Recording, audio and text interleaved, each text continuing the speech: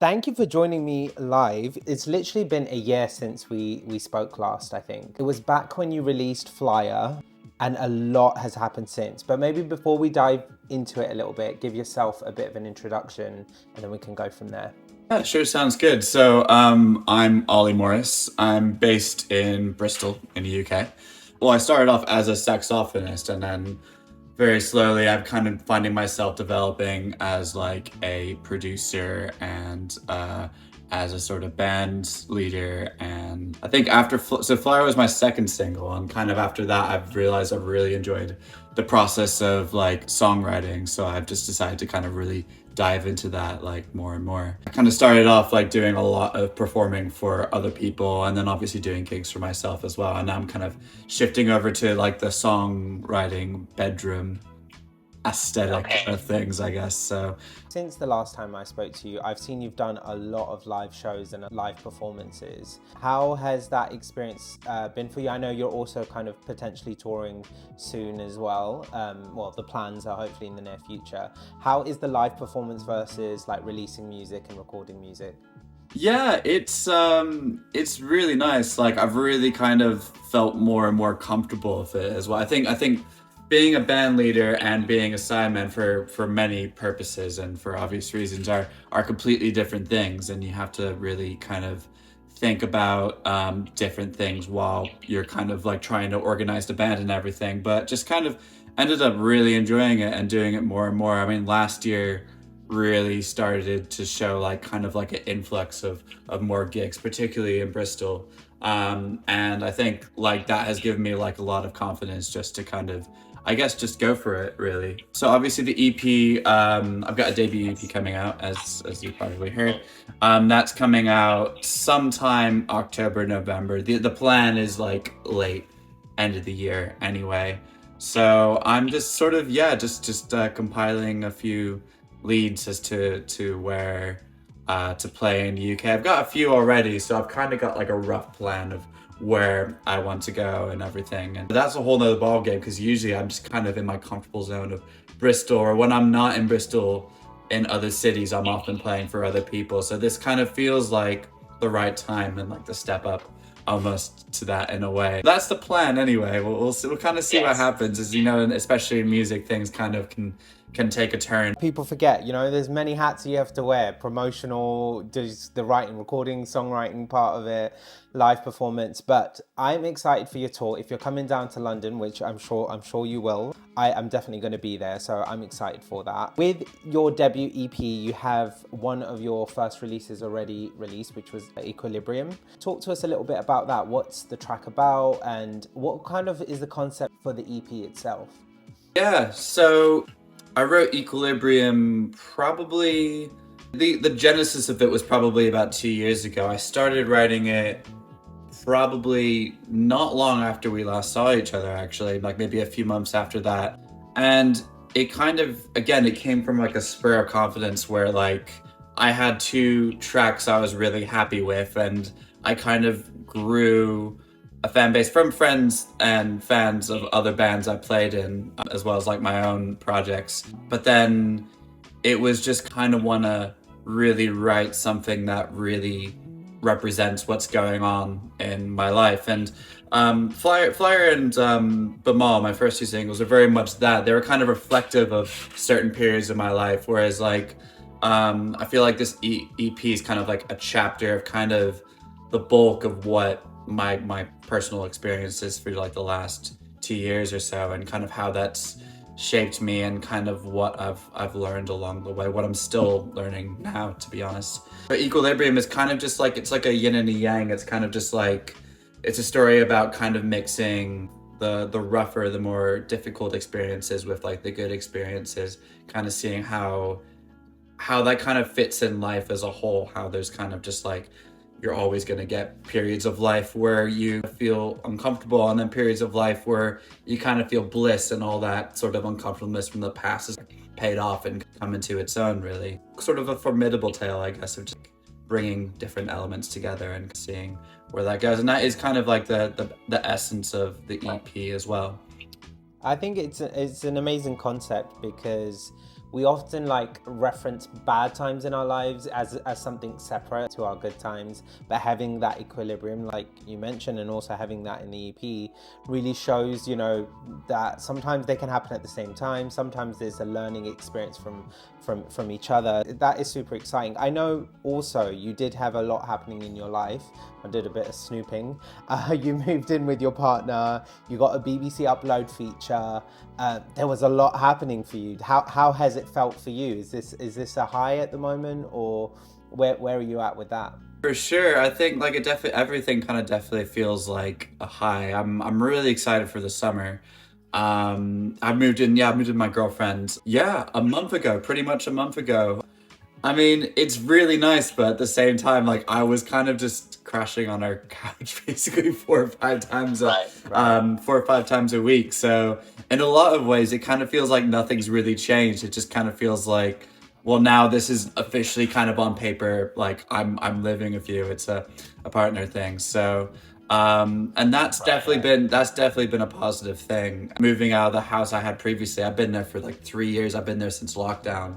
So it definitely felt a bit strange to kind of come out of that, but it did kind of feel like I was almost like starting again in a lot of different respects when I came into the new house. That's been a really nice change. We had some really nice times together already. It's a different part of Bristol that I'm not as accustomed to.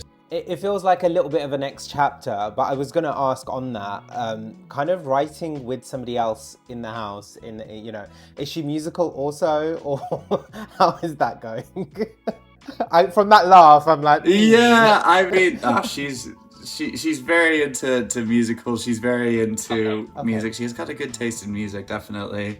Um, I've started teaching her guitar recently. I've started showing her guitars. Not just Okay. me, but me and a few of her friends have started showing guitar. There's a definite interest. I wouldn't say maybe that's like her main thing at all, but not yet. Anyway, we'll get her there at some point. But it's been really nice because I kind of have an office now basically, which is like the old room where her housemate used to be, and I've kind of built a makeshift music studio kind of around that. I've got really excited putting up the soundproof boards everywhere and just making it look official. I just like made it came and I was like, oh my gosh, look, I've got like corner after corner after corner, just made it look kind of like a bit more official, and it's actually kind of probably a little bit tacky in some sense.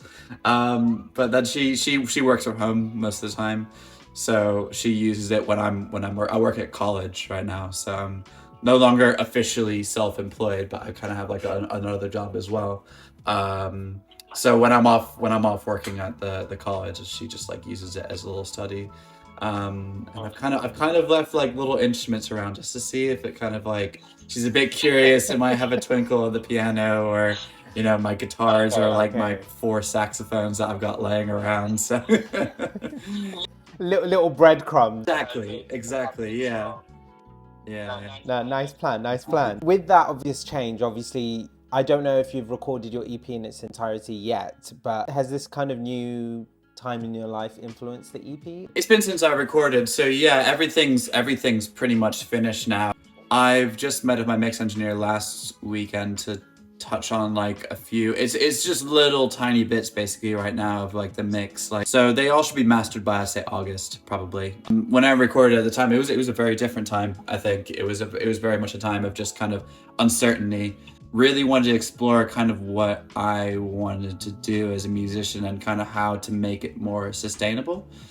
And I think that came around the time. So when I saw you, I was in New York with my aunt, visiting her for a bit. And at the time, I wanted to study at Manhattan School of Music. That was like my goal, was just to specialize in saxophone and like jazz saxophone in particular, and just really hone in on that and see if I could find some sort of like career as a session musician doing that. So I spent a lot of time then just kind of just practicing technique and practicing jazz standards and stuff. And I still do to an extent now, but not nearly as much as I did. And then eventually I applied for I applied for the master's course there, and then didn't get in. And that was kind of like, I don't want to say a wake-up call, because that like want may come later in life, and if it does, then maybe I can explore that. But it sort of came as a point of just like, well, why shouldn't I learned to just,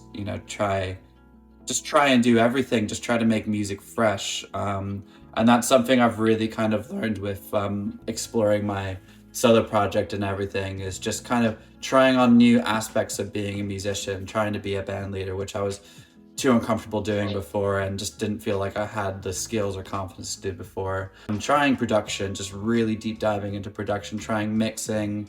I'm still quite an amateur mixer by any means of the word, but like just really just enjoying the process and just kind of like exploring the unknown. One artist that really helped me do that was Kenny Beats. So he's based in California. He's basically just does everything. He studied jazz guitar at Berkeley, but he's also like a world-renowned producer, as I'm sure you know. He's got his own album that's come out. He used to work at an A&R company for a number of months.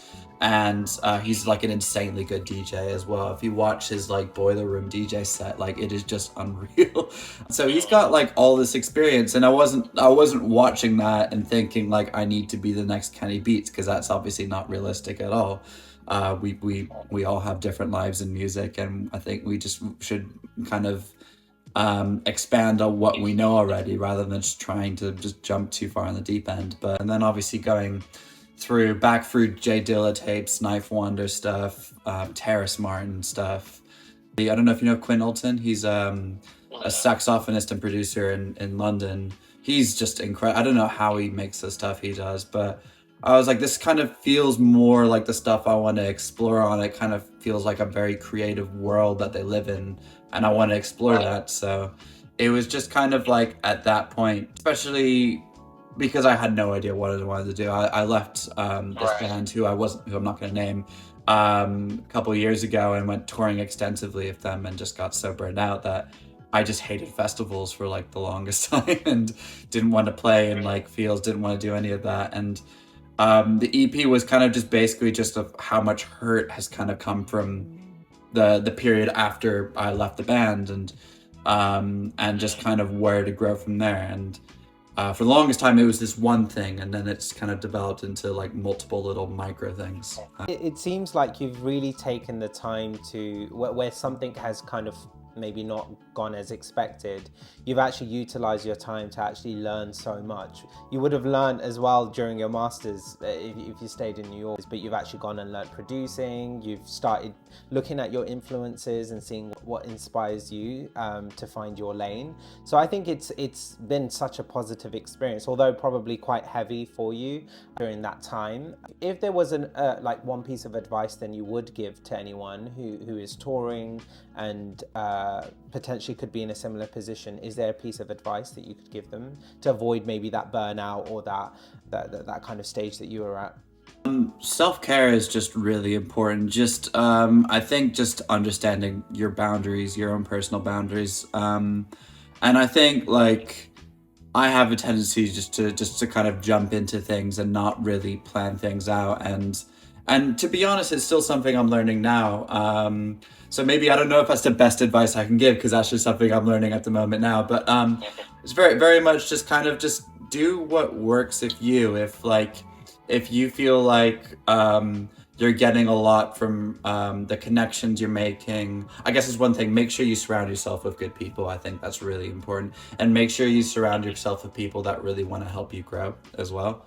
Because that will just impact your life positively, and that will just kind of help you enrich and maybe other things after tour. I think in terms of actually being on tour and being on the road multiple days and being stuck in bank holiday traffic, it's just about making sure you establish that sort of self-care routine, whatever that might be for you. It's obviously different for other people. Personally, when I feel, this is going to turn into therapy for a second, but when I feel super overwhelmed with anything, when I feel really, really overwhelmed, the biggest thing that I can do is literally just walk. Because I think, and just kind of turn everything off. A lot of people listen to music and podcasts and whatever, but I feel like I'm kind of like, there's a lot happening in my head. So as soon as I turn everything off and do a walk, that's quite useful. Is there something that helped you? I love walking, man. I love just anything that'll be able to clear your head. I think that's a really good point, actually. Like, there's already so much noise, I think, when you're touring and you're kind of wondering about what was it? I think it was Nick Cave wrote, Madison Cunningham shared in her story about like Nick Cave saying like when he's on tour he just has to like he can't write songs, and I think that that goes hand in hand with like listening to music. It's I think there's a certain point in time of just like making yourself familiar with song, but when you're on like a 6 hour ride, like sometimes it isn't all about music. Like music, writing music, it shouldn't take up 100% of kind of your thought process and your life. It's just kind of like allowing allowing yourself to give you space to do other things that you might enjoy. Like I really like reading.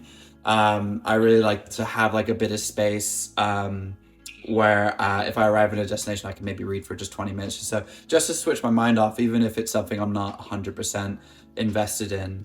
And then walking, I think, is really good as well. Just if you can, depending on times.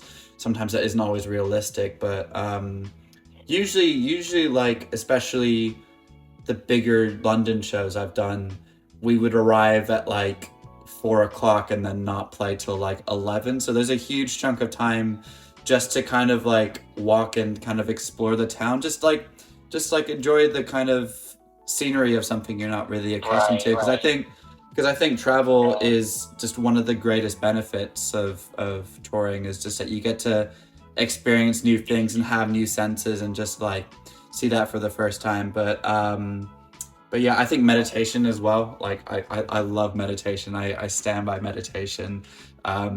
If you ask my girlfriend about it, she'll tell you that I just don't shut up about it, basically. But like even it doesn't have to be like a whole 30-minute a day thing. Even if it's like 5 minutes, 10 minutes, just giving yourself that, like it's almost like a factory reset on the computer, just to allow yourself just to kind of come back into the space, just see everybody again, and just like just start anew with that in your mind, I suppose. So I guess in a whole, just I think walking's a good one. Meditation works really well for me. But I think just whatever self-care might be beneficial to you. Some people that is podcasts, that's really good. Some people that's other music. Some people just listen to music nonstop, and that's great. I think that's great. Definitely want to hit you up about the meditation and kind of what you actually do there, because I had an experience for a masterclass of happiness, which I'm not going to dive into, but I see a couple of some of the other contestants that were there, and we kind of also explored meditation very briefly, but I'd love to explore that. I was just going to add very, very briefly onto what you said. I think it kind of reminds me of my first ever show. I'm a talker. I talk all the time, hence the podcast, hence the live.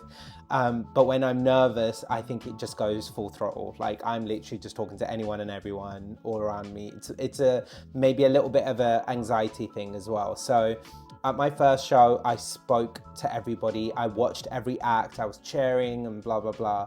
Then when it came to my performance, which I was the headliner for that show, so when I had to perform, my voice was gone. It was completely messed up. But it was a lesson learned, because I think then I knew, okay, I need to handle how my nervousness and my anxiousness, how I deal with it before a performance. So I then did the walk. So I was like, actually, I'm not going to go to the venue, because yes, I can do a sound check, but I don't need to hang around. I don't even need to be nearby. I need to completely be away from even my band. And that really helped, because I'm completely switching off from everything and just clearing out the noise a little bit. So that's really helped me focus for the gig, but also stay away from it a little bit as well. Let's move on to more positive notes. You also got a BBC Upload feature as well. How was that for you? It was great. I think that was Adam Crowther, who runs Upload. Yeah, the guys at BBC Bristol are lovely, and they're just really keen just to kind of promote any local talent that kind of goes around. So to be able to be showcased in that was like a true, I was really grateful to be able to be involved with. It is just kind of like, it is just kind of crazy when you hear like someone with like a really good radio voice just like announcing your song. Like this is Ollie Morris's Equilibrium. It was like the coolest thing I've ever heard. Like it was just to have that appraisal. It's just like it just really means a lot. And the continued support. I think they've kind of supported most of the singles I released and everything as well. If we could actually flip the conversation we had just previously, what's maybe one thing that you've experienced so far in your musical career that you're super proud of, or that brings you joy and happiness when you're thinking about it? The first thing that comes to mind this year, we did.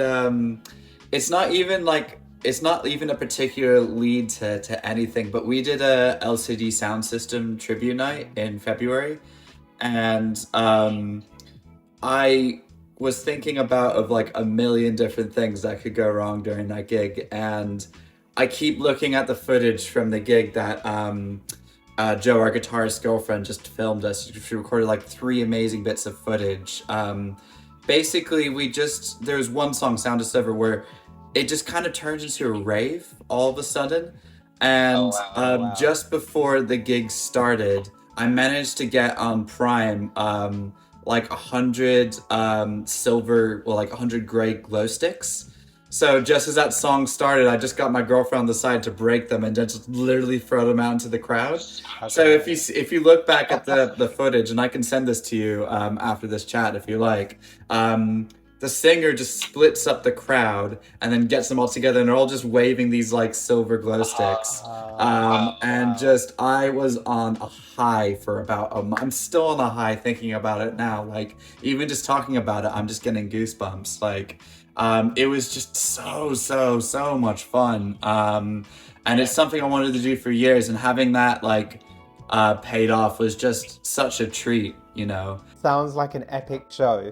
You have to send me that footage. I think it's so nice to get that engagement from a crowd as well, because it's, you know, when you're putting on a show, it's not just the music as well. There's a lot of performance that you have to think about, but to get the crowd like involved, I can imagine that was an epic moment. But maybe you can do that again at some point. Maybe it could be your tour thing. The tours, you know, maybe that could be your thing. To get you as my hype man if we go to London, I'll have to get you to just to kind of maybe talk. I'll let you go on a walk afterwards, of course. Yeah, I'll have a walk before I bring the glow sticks. Maybe I'll go buy the glow sticks and have a nice walk. All right, deal. But let's move on to your latest release, Diversion, which is an epic track. Obviously, I saw you posting on Twitter. Amazing song. Talk to us a bit about that, and also your collaboration as well with the vocalists and all the instrumentalists that have been involved. Version was a real left field spin to everything I've done before.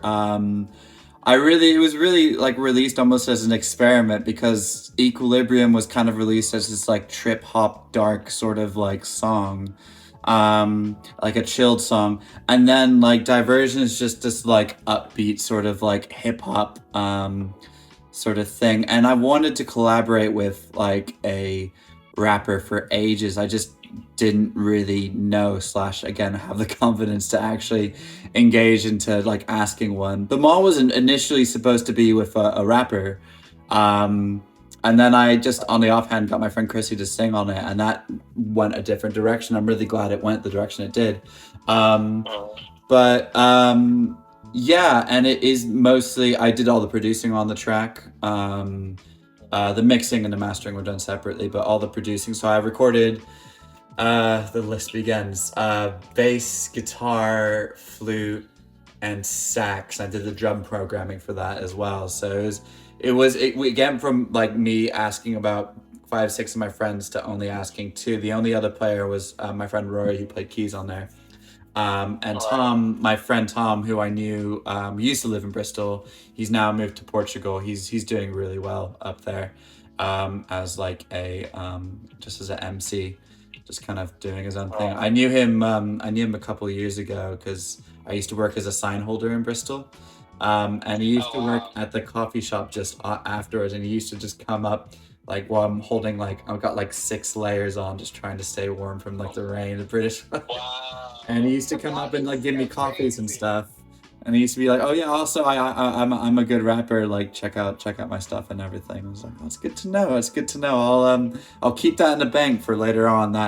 That sort of idea kind of ended up like stalling for like another 3 4 years. And it was kind of like back and forth. He did all the recording and everything in Portugal. And yeah, bless Tom. I love the guy. I love working with the guy. It was just really fun. It was just something really different. I've learned a lot from it. So yeah. Yeah, it's such a great story, kind of like how you first met to now having a song together. Yeah, he has such a cool retro vibe. I think it works. It's a perfect mix for the instrumental and kind of what he offers on the track. He's got kind of like a really strong jazz hip hop vibe to him, which coming from a jazz background, I felt was like the most comfortable to transition into.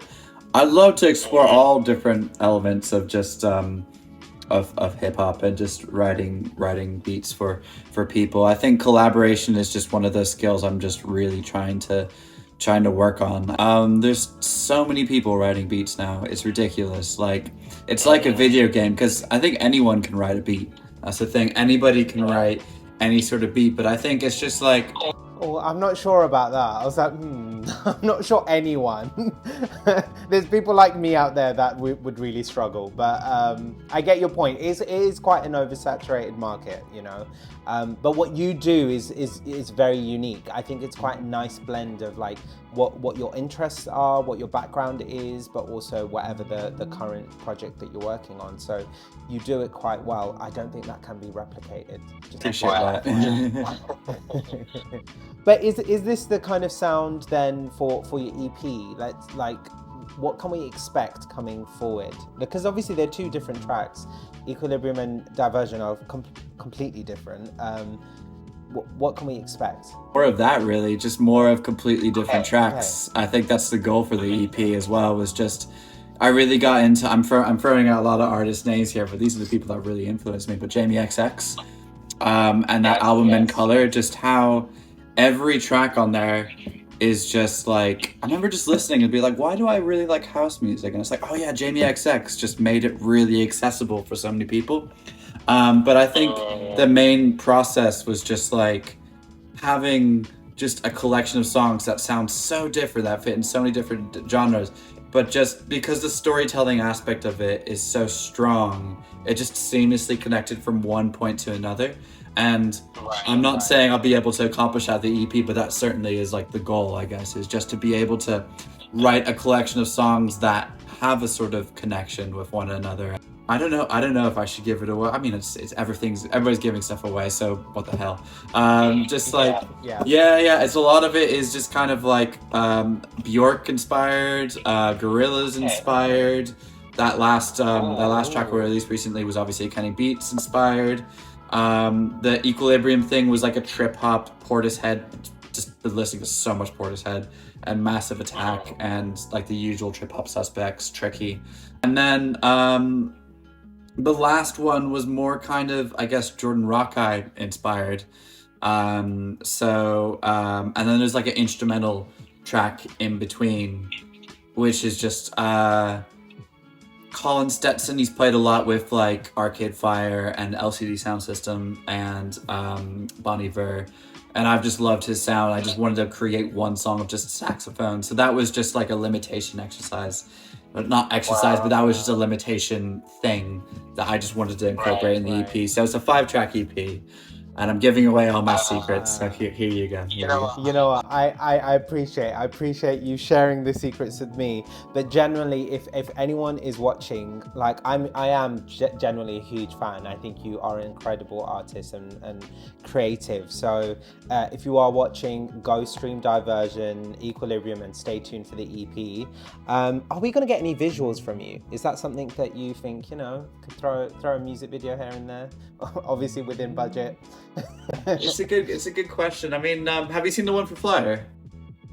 Yeah, that was. I think we spoke about it last time. Yeah, that was amazing. Yeah, because I think that must have been a couple of days after that was released, so that would make sense. Yeah, that was with Sam.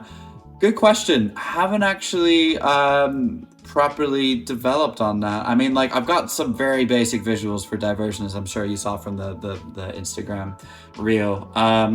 But in terms of a video or anything, visuals I think just are really nice to have with music anyway. So I don't have any planned yet. So the answer is I don't know.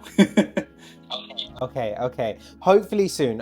I'm excited to see whatever you produce. It's always going to be amazing. The flyer video was incredible. So anyone watching back, please do go check it out. Ollie, it's been amazing talking with you. As always, let's keep in touch. Guys, stay tuned in.